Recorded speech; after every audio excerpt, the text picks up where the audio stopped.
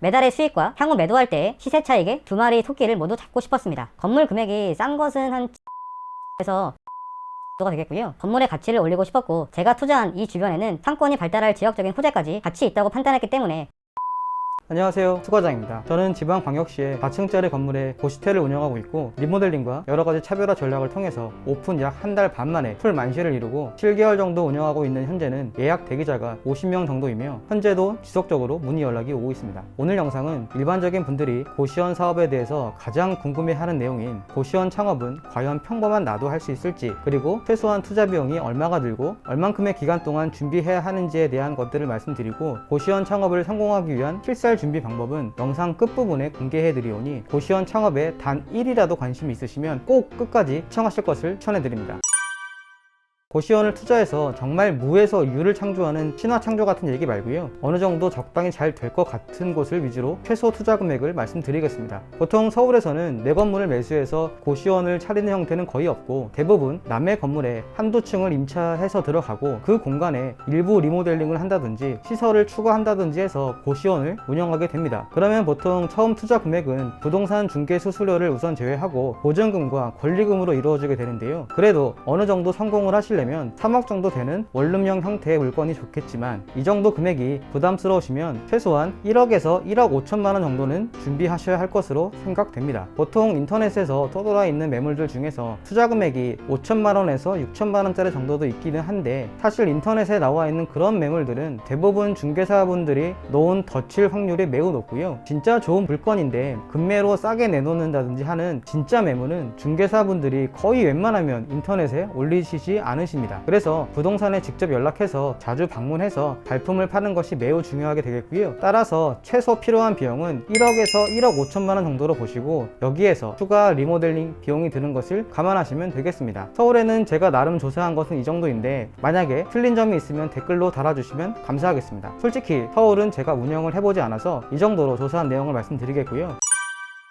제가 운영하고 있는 주변의 시세를 말씀드리겠습니다. 제가 운영하고 있는 곳은 지방광역시의 대학가 주변의 고시촌입니다. 다들 건물 자체를 매수해서 건물을 통으로 고시원으로 운영하는 형태만 있고요, 저희 주변에는 고시원 건물만 한 70에서 80여 개 정도 됩니다. 물론 원룸 건물은 빼고 고시원 건물만 해서 이 정도가 되겠고요, 그만큼 이 주변은 고시원과 원룸이 매우 발달해 있는 곳입니다. 이런 곳에 내 건물로 운영을 하기 위한 최소 금액대를 말씀드리겠습니다. 건물 금액이 싼 것은 한 7억 5천만 원에서 8억 9천만 원 정도가 되겠고요, 여기서 보통 대출을 활용하게 되기 때문에 본인 투자 금액은 싸게는 2억 5천에서 3억 원 정도 투자해도 내 건물에서 운영이 가능합니다. 물론 이 금액은 중개수수료, 취득세, 리모델링 비용은 제외한 비용이고요, 리모델링은 사실 어느 정도 하느냐에 따라서 천차만별이기 때문에 이 금액은 빼고 말씀드립니다.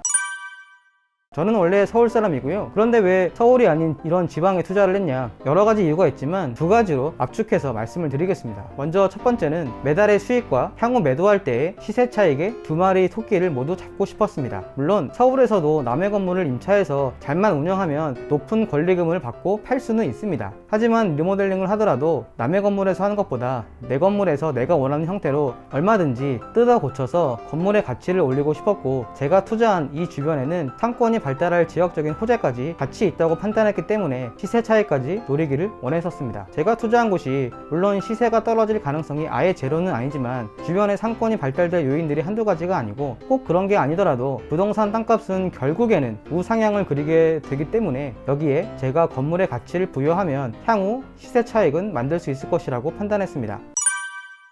그리고 제가 지방에 투자를 하게 된 또 하나의 이유는 이 주변에 고시텔 상권을 잘 알고 있는 전문가가 있었기 때문입니다. 제 가까운 지인이고요, 또한 와이프하고 처남이 이 지역에 어렸을 때부터 살았었기 때문에 이 주변의 환경과 흐름을 아주 잘 파악하고 있었습니다. 제가 말하는 이 전문가 분은 고시원을 운영하는 사업 전문가가 아니라 이 주변에 고시원 입주생으로 오래 다녔던 사람이 제 주변에 있었습니다. 이 지인은 고시 공부를 했었기 때문에 고시원에 살았었고 몇 번 이사를 해서 여러 고시원에 다녔었습니다. 있었습니다. 또한 주변 친구나 고시원 내에서 일부 아는 인원들이 있었고, 어디는 뭐가 좋고 어디는 뭐가 안 좋다더라 라는 것들의 정보를 알고 있었고, 전체적인 돌아가는 흐름을 파악하고 있었습니다. 어찌 보면 맛집으로 치면 맛집을 찾아다니는 그런 존재였던 거죠. 저는 그래서 이 고시원 전문가한테 여러 조언을 받으면서 준비를 했었습니다. 그리고 이 전문가의 도움을 받기 전에는 저도 그 주변의 고시원 시설과 장단점을 파악하기 위해서 70개 정도 되는 건물의 인터넷 사이트와 관련 블로그 등을 다 들어가서 시설 구성 평수, 어떻게 운영하고 있는지 등을 하나의 엑셀 파일로 정리해서 나름 완벽하게 분석을 했었습니다. 그리고 관련 중개사를 제 편으로 만들게 해서 시세와 어느 정도까지 가격을 깎을 수 있을지에 대한 정보도 취합했었고요. 또한 제가 아까 말씀드렸던 그 지인한테 부탁을 해서 웬만한 유명 고시원 건물에 손님인 척 해서 들어가서 방안의 구성과 분위기, 어떤 점이 단점인지 등을 정보를 파악했었습니다. 그 고시원 전문가한테 자문을 얻으면서